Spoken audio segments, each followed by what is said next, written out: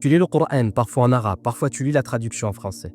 Tu écoutes des récitations, parfois tu ressens des choses. Mais je suis sûr qu'à chaque contact avec le livre d'Allah Azzawajal, tu as cette impression de passer à côté de quelque chose d'essentiel. Comme si tu sentais qu'il y avait plus, mais que tu ignorais où et comment trouver ce que tu recherches. Et à chaque fois que tu ouvres le Mus'haf, des dizaines de questions traversent ton esprit. Tu connais des sourates, mais pourquoi sont-elles rangées dans cet ordre dans le Mus'haf?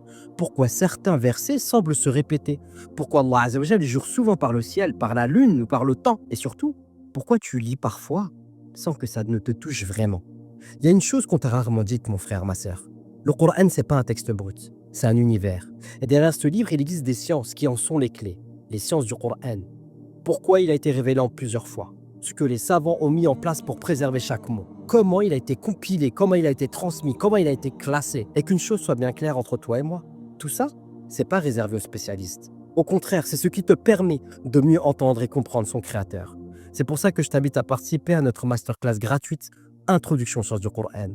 En 1 heure, je vais t'expliquer les fondations de ces sciences. Tu vas comprendre pourquoi et comment des millions à travers le monde considèrent ce livre comme le compagnon de leur vie. Et pourquoi, sans ces lumières, on lit souvent comme si on était à moitié aveugle. Alors si tu as soif de sens, si tu veux que le Coran devienne un compagnon et plus seulement un livre sacré sur ton étagère, inscris-toi en cliquant sur le lien dans la bio. C'est gratuit. Et c'est bi'idhnillah le début d'une belle et d'une fabuleuse aventure.